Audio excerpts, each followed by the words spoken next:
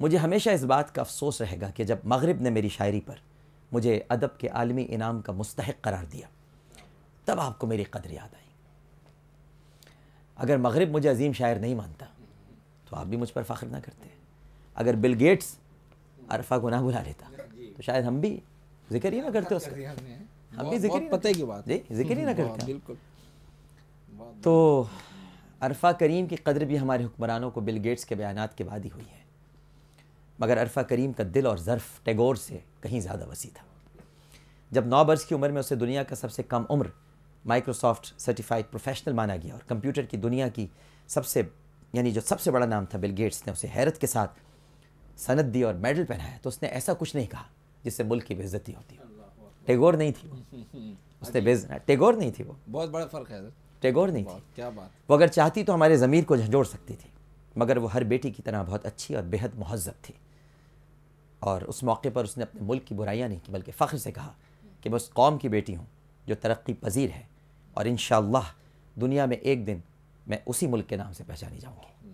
عرفہ کریم کو اپنے وطن سے والہانہ محبت تھی، اور کیوں نہ ہوتی، ایک ریٹائرڈ کرنل کی بیٹی ہے، اس لیے مائکروسافٹ کی ہر پرکشش پیشکش ٹھکرا کر اپنی اس شناخت کے ساتھ چمٹی رہی جس کا نام پاکستان ہے۔ وہ پاکستان جو فطرت کی دولت سے مالا مال ہونے کے باوجود اپنے نظام کی وجہ سے بے توقیر بنا ہوا ہے۔ وہ پاکستان جس کے سب پاسپورٹ کو دنیا کے ایئرپورٹس پر بدقسمتی سے نفرت کی نظر سے دیکھا جاتا ہے، اور وہ پاکستان جس کے بعض موقع پرست باشندے بیرون ملک اپنی شہرت اپنی شہرت کی خاطر، بلکہ میں یوں کہوں گا کہ جملہ اگر ایسے بنا دیا جائے کہ چلے تو جاتے ہیں موقع پرست ہمارے ملک کو چھوڑ کے، لیکن اپنی شہرت کی خاطر اپنی شہریت چھپاتے ہیں۔ اور وہ پاکستان جہاں چند ڈالرز کے عوض اپنے ملک کی خود مختاری کو گروی رکھ دیا جاتا ہے، وہاں عرفہ کریم جیسے باصلاحیت اور محب وطن بچوں کو جینے کا حق نہیں ہونا چاہیے۔ ہمارے قومی مقدر کی وہ جھولی جس میں ہمارے اعمال کے باعث بہت سارے چھید ہو چکے ہیں، اس جھولی سے وہ لڑکی کسی موتی کی طرح گری اور مٹی میں مل گئی۔ اب اس مٹی پر ہم 1000 قومی پرچموں کا سایہ بھی کریں تو کیا فائدہ؟ پارکوں اور منصوبوں کو اس کے نام سے موسوم کرنے سے بھی کیا حاصل؟ جو پھول شاخ سے جدا ہو گیا وہ دوبارہ اس اجڑے ہوئے چمن کی زینت نہیں بن سکتا۔ وہ ستارہ جو ہمارے قومی افق پر روشنی کی لکیر بناتا ہوا ڈوب گیا پھر سے فروزہ نہیں ہو سکتا۔ ہم عرفہ کریم کو تو نہ بچا سکے، مگر ان بچوں کو تو بچا سکتے ہیں جو غربت کے ماحول میں آنکھ کھولتے ہیں اور ان کی ذہانت کو صرف اور صرف یہ غربت کھا لیتی ہے۔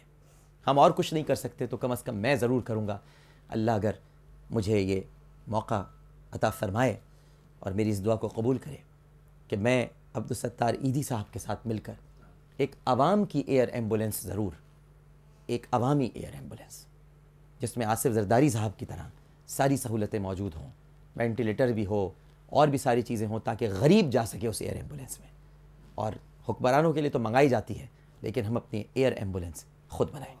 اللہم صلی علی سیدنا و مولانا محمد وعلی آلہ وصحبہ وبارک وسلم وصلی علیہ۔ اس کے ساتھ ہی عالم اور عالم سے عامر لیاقت حسین کو اجازت دیجیے۔